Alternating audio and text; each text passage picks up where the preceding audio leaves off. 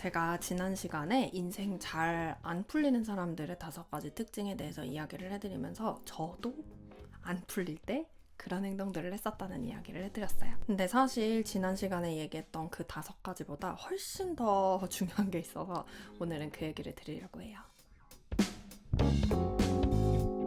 사람은 항상 생각을 하고 살죠. 그리고 그 생각이 특정한 감정을 이끌어내고 그 감정이 몸에 화학적인 변화를 일으켜내면서 사람에게 행동을 유도하게 돼요. 그러면 내가 하고 있는 생각의 질에 따라서 내 인생의 방향도 확 바뀌겠죠. 왜냐하면 내 행동이 생각에 따라서 달라질 테니까. 그러면 인생이 너무너무 꼬이고 진짜 이렇게 안 풀려도 되나 싶을 정도로 안 풀리고 있다면 내가 가지고 있는 여러 가지 생각들을 점검해 봐야 된다는 뜻인데, 그 중에서 제가 오늘 되게 강조해서 얘기하고 싶은 부분은 바로 원망이에요. 제가 저도 모르게 제 인생을 진짜 완전 무의식적으로 완전 꼬이는 방향으로 삶을 끌고 갔었을 때 지배적으로 했던 생각들을 분석해보면 원망이 진짜 많았어요. 제가 했던 원망들은 이런 거였어요.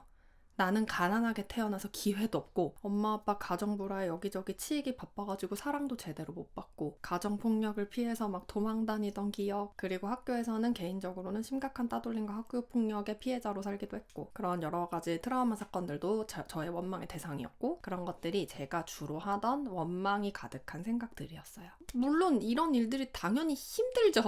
힘들지 않은 건 아니에요. 저랑 비슷한 일을 겪고 살아오신 분들은 지금 제 이야기 들으면서 저거 충분히 원망할 일 아닌가? 저 충분히 가슴 아프고 힘든 일 아닌가? 라고 생각하시는데, 이게 힘들고 가슴 아픈 일이 아니다라는 얘기가 아니고, 그런데 아까 말씀드린 대로 내가 가지고 있는, 지배적으로 가지고 있는 생각과 감정이 나에게서 행동을 이끌어내서 결국 망치는 건 남의 인생이 아니라 내 인생이거든요. 내가 원망을 해서 내가 원망을 하는 대상이 피해를 보는 게 아니라 내가 피해를 입어요. 잘 보세요. 제가 했던 이런 원망이 저에게서 이끌어냈던 그런 행동들을 나열해 드릴 테니까 이게 한 사람의 인생을 얼마나 망치는지 한번 보자고요. 저는 원망이 들 때마다 나를 그렇게 만든 그런 불편한 기억들과 사람들로부터 막 너무 도망이 치고 싶었어요. 그럴 때마다 다 마시고 그냥 잊어버리자라는 생각이 늘 가득했고, 그래서 매일매일 술을 마셨어요. 매일매일 술을 마시는 게 몇 년이 지나면 당연히 중독이 되겠죠? 그래서 저는 아주 심각한 알코올 중독자가 됐어요. 그리고 두 번째는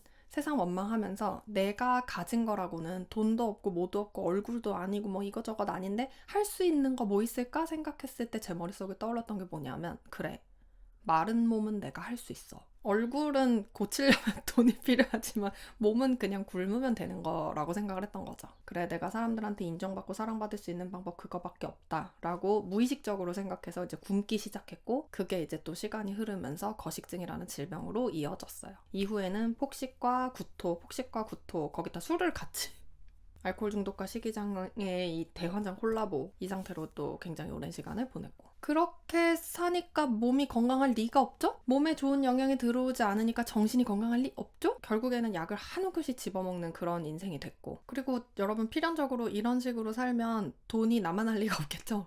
술 마시는데 돈 쓰고, 폭식하는데 돈 쓰고, 그리고 약간 이런 것도 있었어요. 가뜩이나 가진 것도 없는데 나도 좀 제발 행복하게 남들처럼 펑펑 쓰면서 살아보자, 나도 좀 더 이상 이렇게 구질구질하게 살기 싫다, 이런 마음이 올라오면 또 가진 것도 없는 펑펑 쓰는 거예요. 그러면 제 주머니 사정이 어떻게 되겠어요? 당연히 무일푼신세가 되겠죠. 그러니까 누군가를 원망한다고 문제가 해결된 게 아니라 너무 큰 문제가 추가적으로 계속 발생을 한 거죠. 사실 처음에 원망을 내려놓아야 된다라는 거를 알았을 때는 사실 너무 억울했어요. 왜? 내가 피해자인데 왜 내가 이걸 내려놔야 돼? 부모님이 나한테 사과하고 세상이 나한테 와서 사과해야지 왜 내가 그걸 다 내려놓고 원망을 포기해야 되는데? 하지만 결과적으로는 이 원망을 내려놔야 지금과 다른 인생을 살 수 있게 될 거라는 거를 깨닫고, 억울하지만 원망을 하나씩 내려놓기 시작하고 피해자 코스프레를 중단하기 시작했어요. 자, 그러면 그 이후에 어떤 변화가 일어났는지도 여러분들이 들으셔야 이걸 해볼 마음이 생기겠죠. 첫 번째는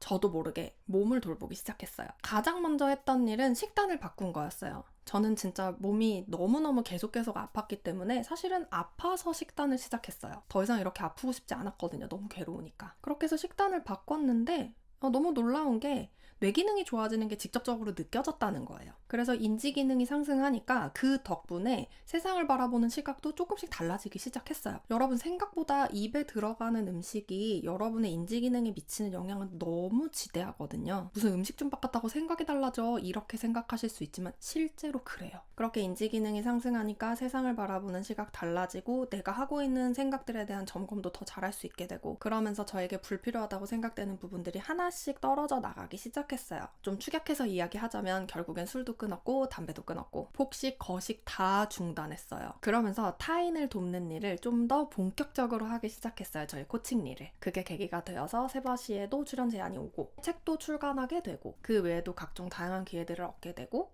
제가 어떻게 이렇게 대단하신 분들이랑 같이 한 강연장에 설 수 있을까라는 생각이 들 정도로 정말 대단하신 분들이랑 강연도 같이 하게 되고 무일푼 완전히 탈출했죠? 제가 너무너무 살고 싶었던 시골에 한옥집으로 이주를 했어요. 제가 타고 싶었던 차도 타게 되고 예쁘고 똑똑한 아기도 얻게 되고 이거 자랑 맞아요, 여러분. 제가 이런 정도의 변화가 있었다라는 걸 충분히 자랑을 해야 여러분들도 원망을 내려놓고 싶은 마음이 드실 거 아니에요. 여러분, 제가 이렇게 행복한 삶으로 오는 이 과정 속에서 정말 수많은 책들을 읽었거든요. 말도 안 되게 어려운 일들을 겪고 그거를 극복하신 분들 혹은 정말 형편이 어려운데 자수성가하신 부자분들 이런 다양한 분들이 쓰신 책에 공통적으로 나와 있었던 이야기들도 이거예요. 다른 사람을 원망하고 세상을 비난하고 하는 것들이 만약에 도움이 된다면 해도 되겠지만 전혀 그렇지 않다라는 거. 그게 오히려 우리의 성공의 발목을 붙잡는다는 거. 그분들도 그걸 깨닫고 원망을 포기하기 시작했기 때문에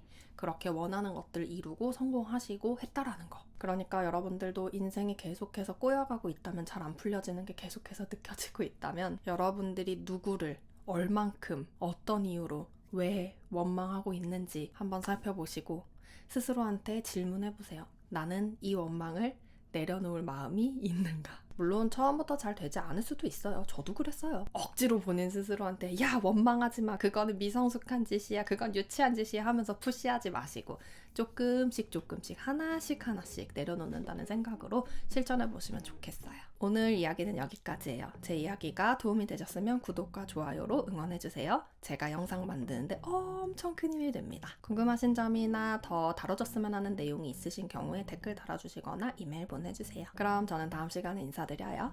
안녕.